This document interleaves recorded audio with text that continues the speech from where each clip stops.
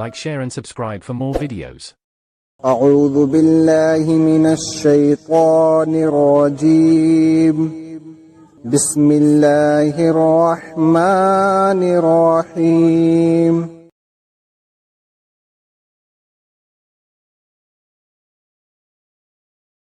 حضرت صلی اللہ علیہ وآلہ وسلم پر وحی کا ابتدائی دور اچھے سچے پاکیزہ خوابوں سے شروع ہوا۔ آپ خواب میں جو کچھ دیکھتے وہ صبح کی روشنی کی طرح صحیح اور سچا ثابت ہوتا۔ پھر من جانب قدرت آپ تنہائی پسند ہو گئے اور آپ نے غار حرا میں خلوت نشینی اختیار فرمائی اور کئی دن اور رات وہاں مسلسل عبادت اور یاد الہی و ذکر میں مشغول رہنے لگے۔ جب تک گھر آنے کو دل نہ چاہتا توشہ ہمراہ لیے ہوئے وہاں رہتے۔ توشہ ختم ہونے پر ہی اہلیہ محترمہ حضرت خدیجہ رضی اللہ تعالی عنہا کے پاس تشریف لاتے اور کچھ توشہ ہمراہ لے کر پھر وہاں جا کر خلوت گزین ہو جاتے۔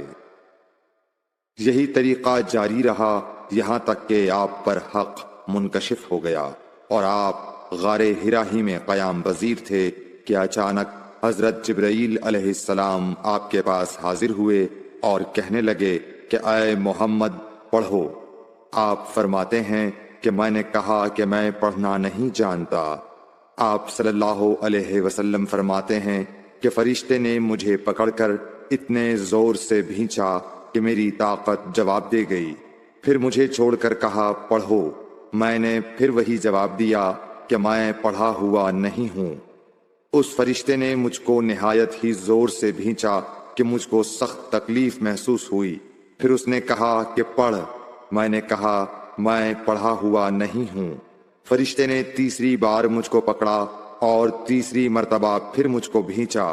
پھر مجھے چھوڑ دیا اور کہنے لگا کہ پڑھو اپنے رب کے نام کی مدد سے جس نے پیدا کیا اور انسان کو خون کی پھٹکی سے بنایا۔ پڑھو اور آپ کا رب بہت ہی مہربانیاں کرنے والا ہے۔ بس یہی آیتیں آپ حضرت جبرائیل علیہ السلام سے سن کر اس حال میں غار حرا سے واپس ہوئے کہ آپ کا دل اس انوکھے واقعے سے کانپ رہا تھا۔ آپ حضرت خدیجہ کے ہاں تشریف لائے اور فرمایا کہ مجھے کمبل اوڑھا دو، مجھے کمبل اوڑھا دو۔ لوگوں نے آپ کو کمبل اوڑھا دیا۔ جب آپ کا ڈر جاتا رہا تو آپ نے اپنی زوجہ محترمہ حضرت خدیجہ رضی اللہ تعالی عنہا کو تفصیل کے ساتھ یہ واقعہ سنایا اور فرمانے لگے کہ مجھ کو اب اپنی جان کا خوف ہو گیا ہے۔ آپ کی اہلیہ محترمہ حضرت خدیجہ رضی اللہ تعالی عنہا نے آپ کی ڈھارس بندھائی اور کہا کہ آپ کا خیال صحیح نہیں ہے۔ اللہ کی قسم آپ کو اللہ کبھی رسوا نہیں کرے گا۔ آپ تو اخلاق فاضلہ کے مالک ہیں۔ آپ تو کنبہ پرور ہیں، بے کسوں کا بوجھ اپنے سر پر رکھتے ہیں، مفلسوں کے لیے آپ کماتے ہیں، مہمان نوازی میں آپ بے مثال ہیں اور مشکل وقت میں آپ امر حق کا ساتھ دیتے ہیں۔ ایسے اوصاف حسنہ والا انسان یوں بے وقت ذلت و خواری کی موت نہیں پا سکتا۔ پھر مزید تسلی کے لیے حضرت خدیجہ رضی اللہ تعالی عنہا آپ کو ورقہ بن نوفل کے پاس لے گئیں جو ان کے چچا زاد بھائی تھے اور زمانہ جاہلیت میں نصرانی مذہب اختیار کر چکے تھے اور عبرانی زبان کے کاتب تھے۔ چنانچہ انجیل کو بھی حسب منشائے خداوندی عبرانی زبان میں لکھا کرتے تھے۔ انجیل سریانی زبان میں نازل ہوئی تھی، پھر اس کا ترجمہ عبرانی زبان میں ہوا۔